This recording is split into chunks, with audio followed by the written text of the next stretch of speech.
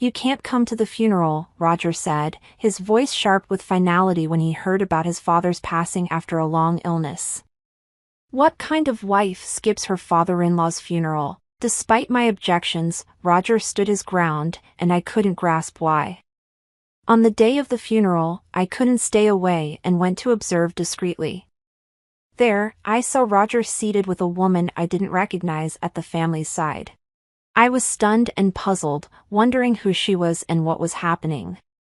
The truth that would soon unfold was even more shocking than I could have imagined.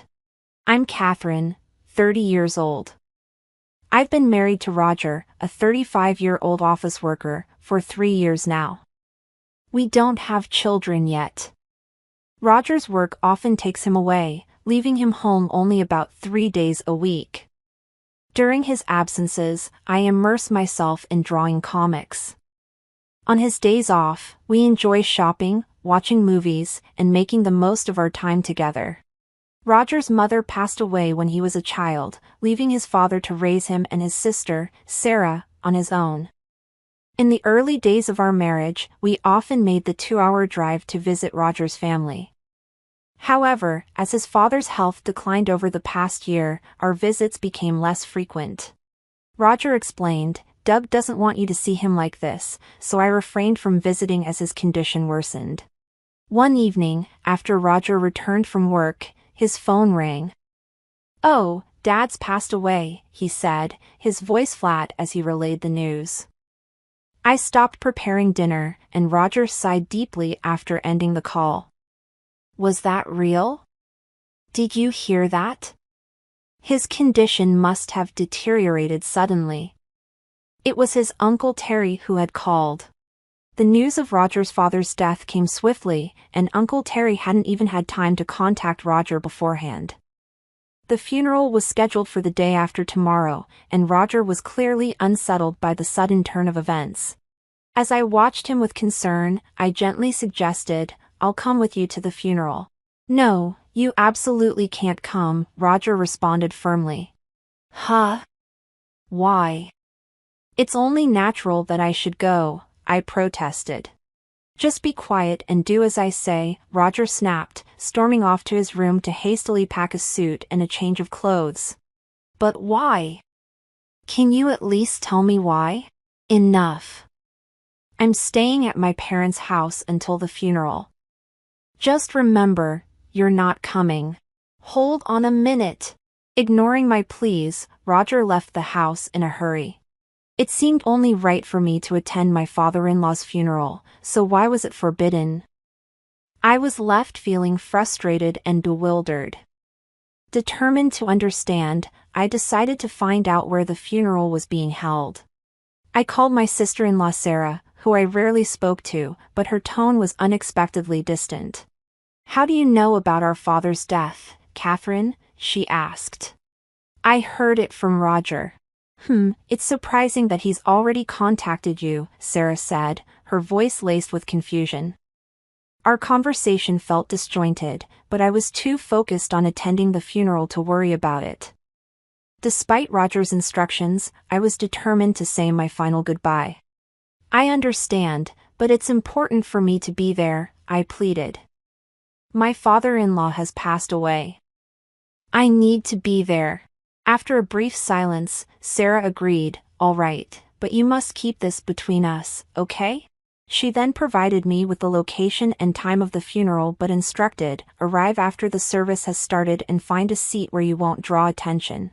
I didn't fully understand why I was being kept in the shadows, but I managed to arrange bereavement leave from work and prepared to go. Following Sarah's advice, I arrived at the funeral a bit late.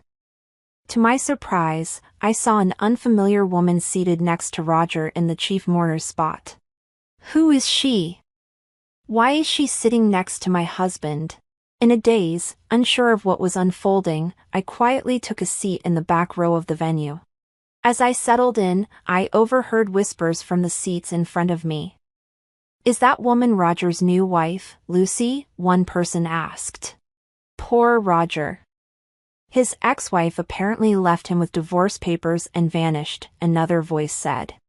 I also caught snippets of other murmurs suggesting I might be having an affair or in financial trouble. The shock of these revelations left me feeling weak and my heart raced. I had never filed for divorce, nor had we ever discussed separation. What was this remarriage about? The situation was becoming clearer as I pieced together the rumors. The woman sitting next to Roger appeared to be in her early 20s and frequently touched her noticeably rounded belly, even though her funeral attire was loose. When it was finally my turn to pay my respects, I stood up. The previously hushed atmosphere of the room began to buzz with murmurs. She really had the nerve to show up. How insensitive, I heard as I slowly made my way to the row where Roger was seated. When Roger's gaze met mine, his face went pale, and he looked visibly shaken, but his new wife seemed completely unaware of his distress. I finished paying my respects and, eager to escape Roger's penetrating stare, left the funeral home quickly. I headed straight to City Hall, where I retrieved my copy of the family register. It showed a deregistration indicating that our divorce had been finalized 5 months ago. My hands shook with anger, and my mind felt numb. How could he have filed for divorce and remarried without my knowledge? I was determined to make him pay for this betrayal. Even after several days, Roger did not return home, and there was no communication from him. Hadn't he said he would stay at his parents' house until the funeral was over? I wanted to confront him, but I decided to wait and see what he would do next. Why would he go through a secret divorce and remarry while still living with me? There had to be more to this story. Reflecting on Roger's past actions, a realization struck me, and I quickly turned on my computer. I recalled him typing away at a blog late into the night. As I sifted through his browsing history, I found a blog titled Roger the Dragon King's Wild Diary.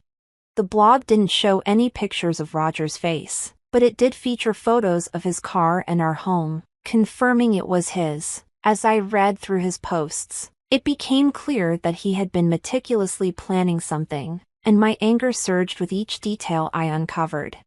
That's it, I thought, hatching a brilliant plan to get back at Roger. I called my sister-in-law Sarah and another accomplice, preparing carefully. I couldn't wait to see Roger's reaction on the day of the operation. On the appointed day, I stood in front of the house Roger shared with his new wife, Lucy. After a while, a delivery truck arrived, and the delivery man began unloading a pile of packages. Lucy stepped out of the house, her voice rising in confusion. "What the hell is this? Whose packages are these? Hey, darling!" Roger emerged from the house, his eyes widening in shock at the sight of the boxes. "What's going on?" he asked, leaning in to read the sender's name. As he saw it, he started acting suspiciously, spreading his arms to obscure the packages. Well, of course he would, I thought. With the sender listed as ex-wife Hart, Roger couldn't possibly stay calm. Lucy's voice grew louder. "Ex-wife? What's this about? I had no idea." Roger didn't answer. Instead, he quickly paid the delivery fee of $200. As he turned to face me, hidden in the shadows of a nearby lamppost, our eyes met. "Hey, you, what are you doing here?" "I got your address from your sister, Sarah," I replied. I then turned to Lucy, who was watching us with confusion, and gave her a friendly smile. "Hi, Lucy. I'm Catherine, Roger's ex-wife. I sent these packages.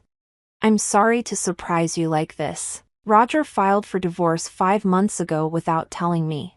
I showed Lucy our marriage certificate, which took her by surprise. She then invited me inside, suggesting we discuss things without causing a scene outside. Once in the living room, I ignored my trembling husband next to Lucy and addressed her directly. "Lucy, when did you start dating Roger?" "About a year ago. He told me he was single," Lucy said. "I can't believe this," I replied, struggling to process the situation. "That's quite something. So he's been deceiving both of us," I said, noting Roger's casual demeanor. Come on, don't make such a big deal out of it. It's just a misunderstanding, right? Roger laughed, his lack of remorse evident.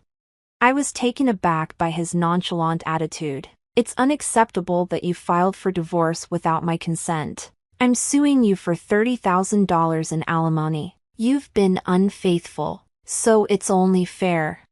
Why should I have to pay that? Roger protested, his anger rising. Meanwhile, Lucy remained surprisingly calm, unaffected by the escalating argument. Well, don't be so stingy. Just pay her, darling. After all, you're the boss, so $30,000 shouldn't be a big deal, right? I couldn't help but burst into laughter at Lucy's comment. She looked at me, puzzled. Who's the boss? Roger's been lying about that too, Lucy. He's just an ordinary office worker. Who? What? Roger. What's going on? Lucy demanded, her confusion growing as Roger, sweating and clearly flustered, began to make excuses. Lucy, I'm sorry for the lies. When my father died, I thought I'd come into a lot of money.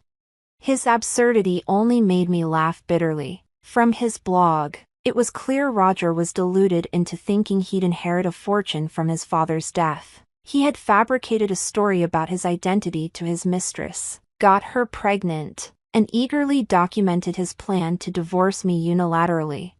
As I slammed the printed pages of his blog onto the table, the doorbell rang. Roger opened the door to find his Uncle Terry standing there. There's no way you'd inherit anything, you fool.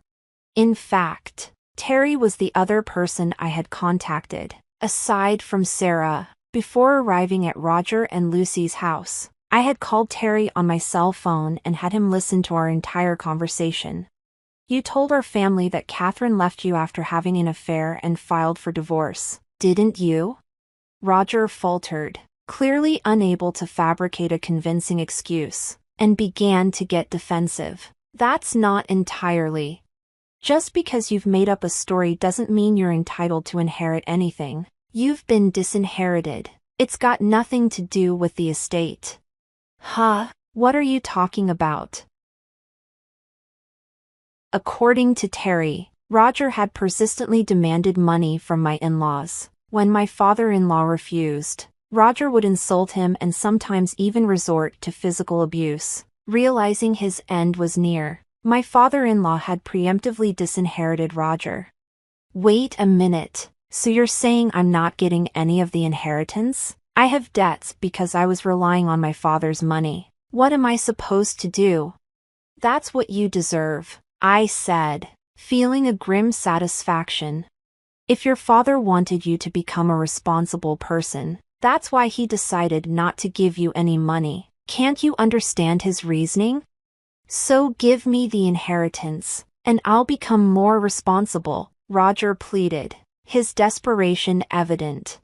The more Roger spoke, the more my disgust grew, and it seemed Lucy shared my sentiments. You told me you were a CEO. That's why I got involved with you. I have no interest in a broke man, Lucy said with disdain. Lucy, please don't say that. The baby's about to be born, Roger begged. Lucy sighed heavily and glared at Roger. I'll give birth and raise the child on my own. All I need from you is alimony and child support. Lucy, please forgive me, Roger sobbed, but I wasn't about to show him any mercy. And you'll also owe me alimony, I added firmly.